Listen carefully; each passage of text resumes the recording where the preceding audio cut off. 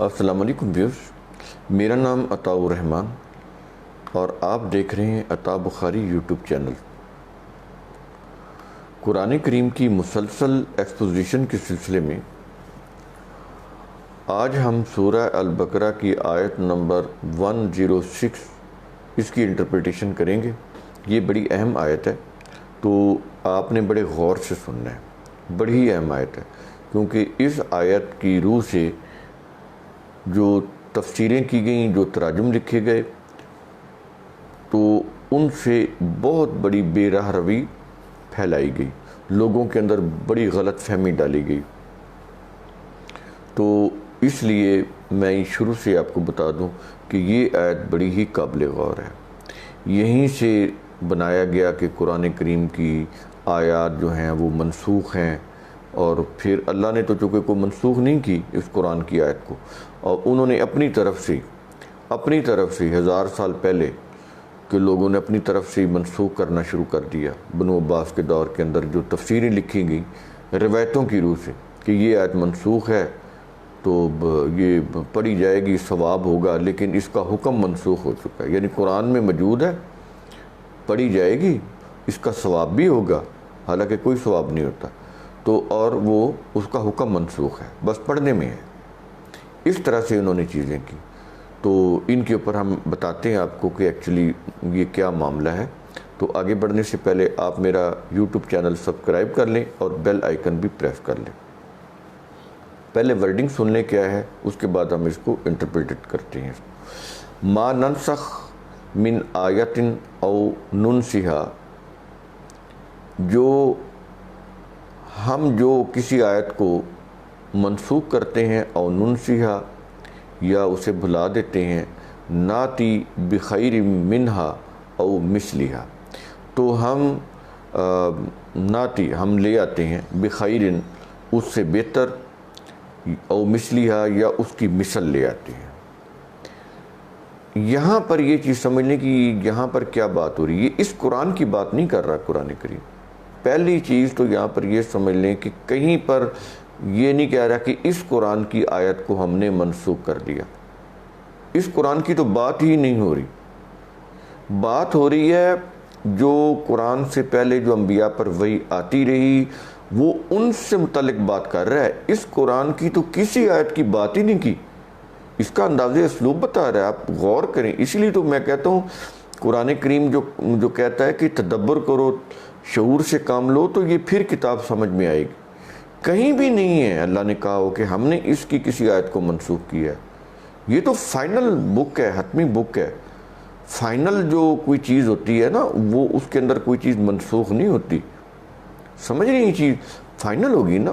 ہزاروں سال وہی آتی رہی، اب ہزاروں سال جب آتی رہی ہے تو یہ جو آخر میں وحی دی گئی، نبی کریم صلی اللہ علیہ وسلم کو خاتم النبیین بنایا گیا، اور وحی کا سلسلہ ہمیشہ کے لیے بند کر دیا گیا، اور اس کتاب کے متعلق کہا گیا کہ ہم اس کے محافظ ہیں، اس میں اب کوئی رد و بدل نہیں کر سکتا۔ اس کے ٹیکسٹ میں، ترجموں میں، تفسیروں کی ہم نہیں بات کر رہے، وہ تو لوگوں نے لکھی ہیں۔ بات ہو رہی ہے اس کا جو عربک ٹیکسٹ ہے، اس میں کوئی چینج نہیں کر سکتا، کوئی امینڈمنٹ نہیں کر سکتا، وہ اسی طرح ہی چلا آ رہا ہے۔ تو اس قرآن کی تو بات ہی نہیں ہو رہی۔ پہلے تو ذہن سے یہ نکالیں کہ کوئی اس قرآن کی آیت کی کسی منسوخی کی بات ہو رہی ہے۔ یہ تو فائنل بک ہے، تو یہ تو اللہ تعالیٰ نے آخری نبی کو دی فائنل کر کے۔ اس میں تو پچھلی جو وحی جو تھی وہ بھی آ گئی، جو پیچھے کوئی ضروری تھی وہ بھی آ گئی، اور مزید جو قیامت تک کے لیے ضروری تھی وہ بھی دے دی گئی۔ یہ چیز کیوں ہوئی؟ یہ چیز اس لیے ہوئی، دیکھیں آج مجھے یہ بتائیں کہ اس دور کے اندر انٹرنیٹ ایجاد ہوا، یہ انٹرنیٹ آج سے 100 سال پہلے ایجاد کیوں نہیں ہوا؟ سمجھ آ رہی؟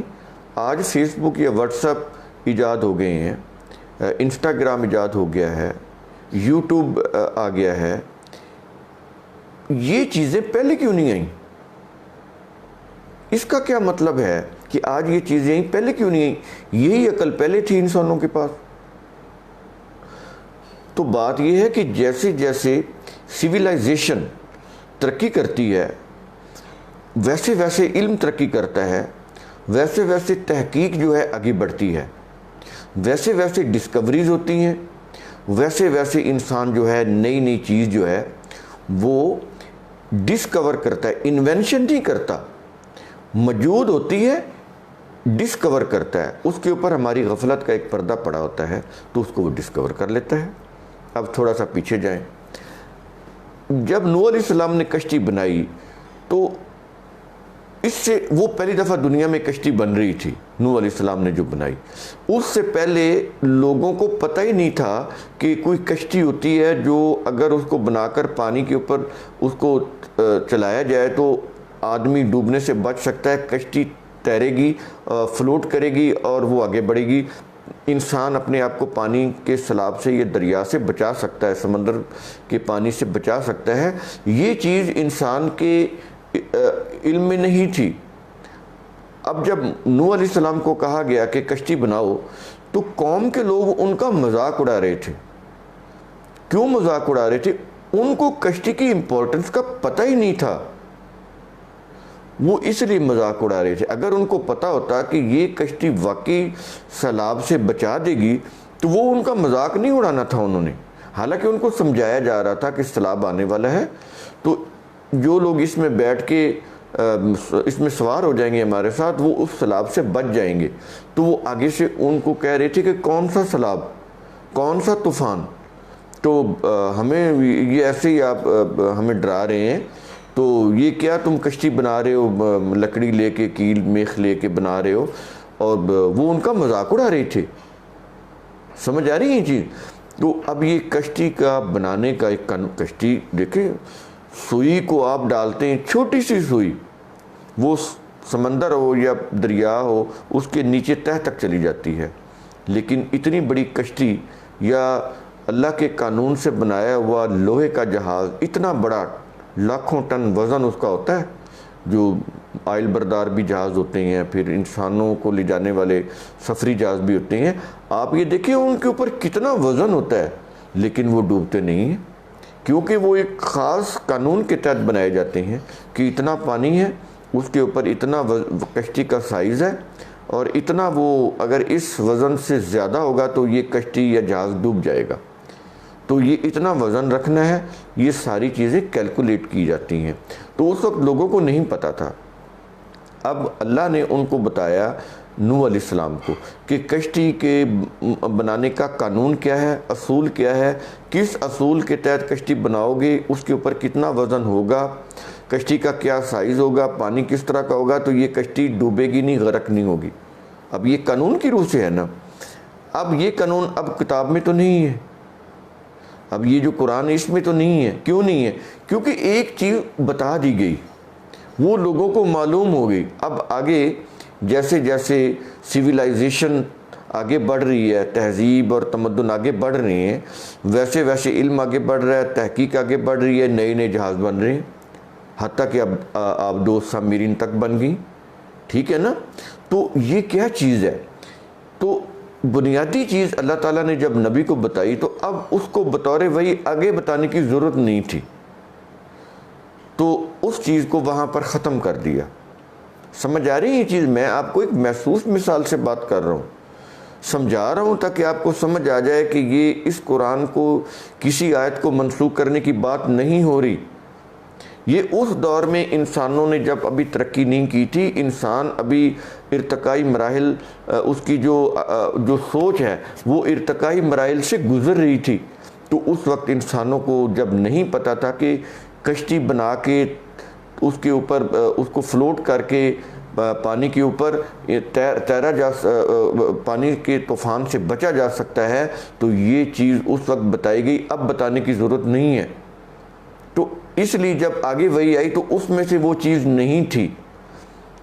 یہ کوئی یہ نہیں ہے کہ اللہ نے منسوخ کر دیا کوئی اپنا قانون، کشتی بنانے کا وہی قانون ہے جو نوح علیہ السلام کو دیا گیا، اور آج بھی اسی اصول کے تحت کشتی بن رہی ہے، اسی اصول کے تحت جہاز بن رہے ہیں اور وہ تیر رہے ہیں سمندروں کے اوپر۔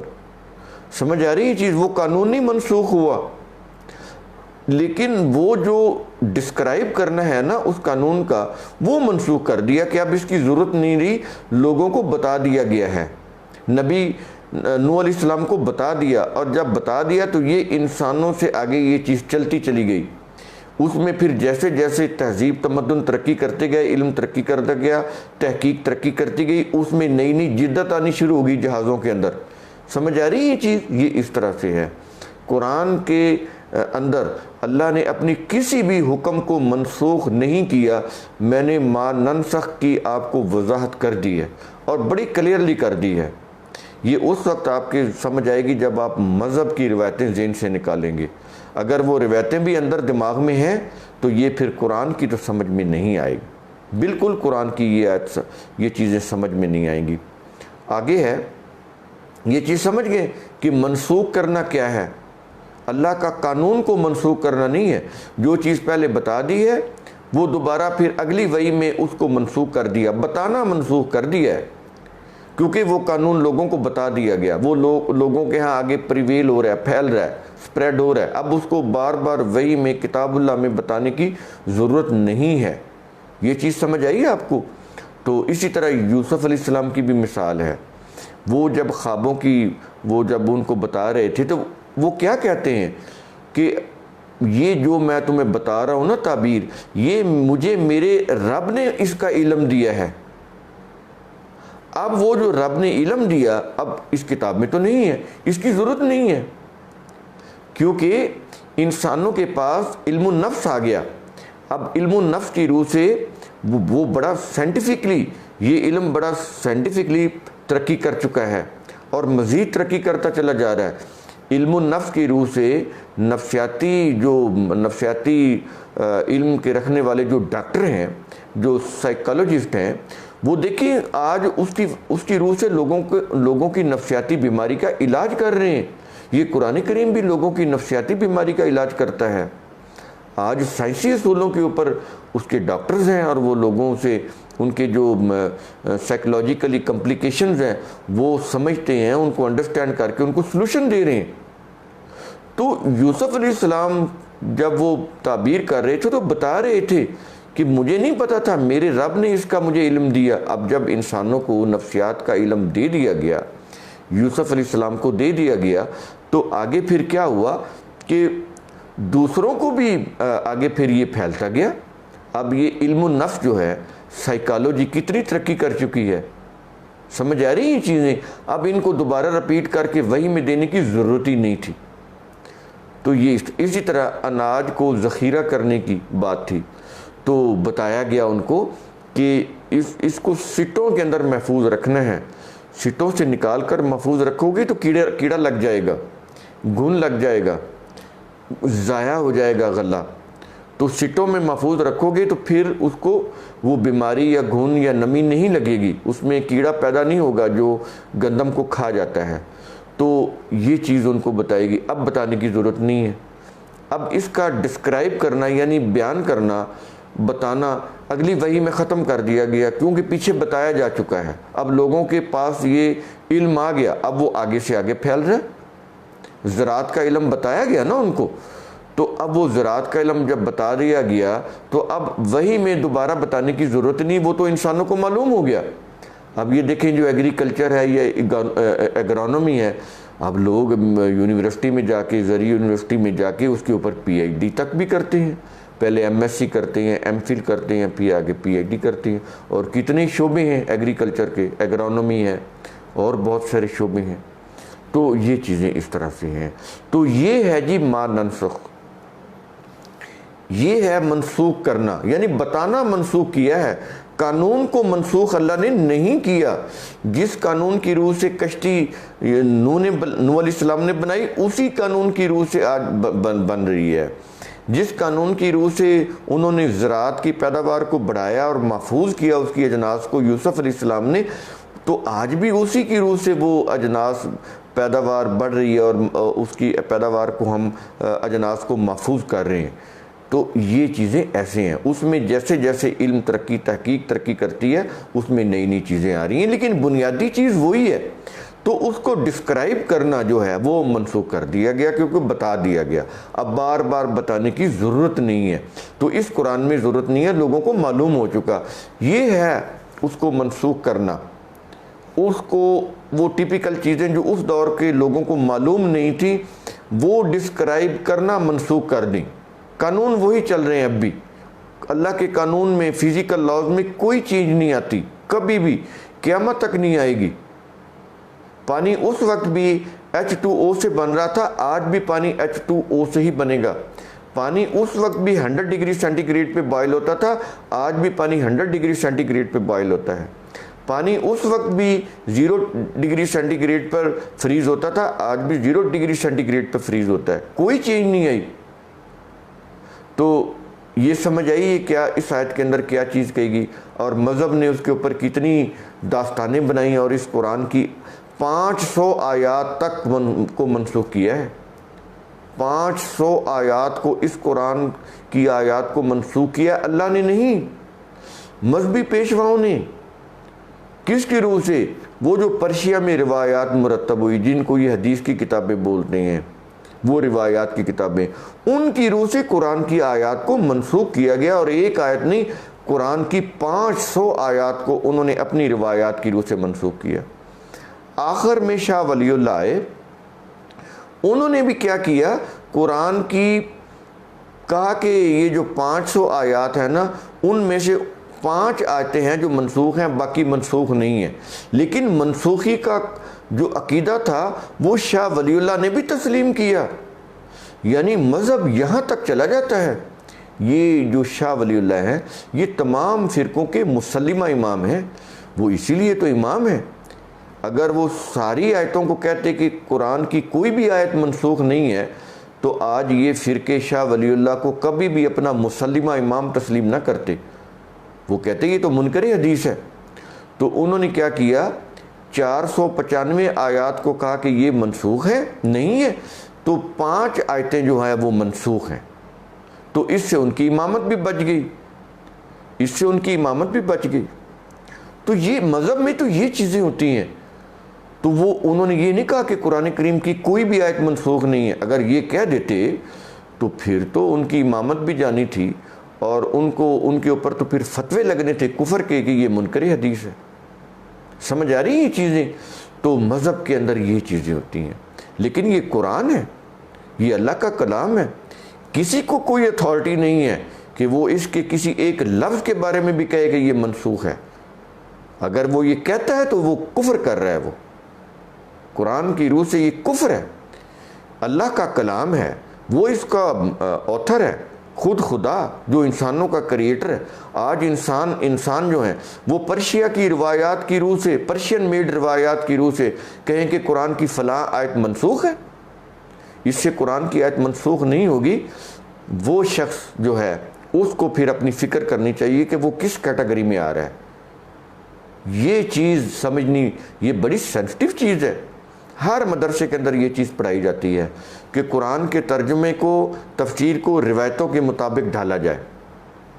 اگر کوئی آیت, قرآن کی کوئی آیت کسی روایت کے مطابق اس کی تفسیر یا ترجمہ نہیں ڈھل رہا, تو روایت جو ہے یہ قاضی ہوگی, قرآن کی آیت منسوخ ہو جائے گی. فیصلہ روایت کرے گی کہ حکم کیا ہے. تو حکم جو ہے وہ روایت کا مانا جائے گا, قرآن کی آیت منسوخ ہو جائے گی. یہ ایک فرقہ نہیں, جتنے بھی مسلم فرقے ہیں سب کا یہی, ان کے فقہ کا یہی قانون ہے. یہ فقہ کا اصول ہے جو میں آپ کو بتا رہا ہوں.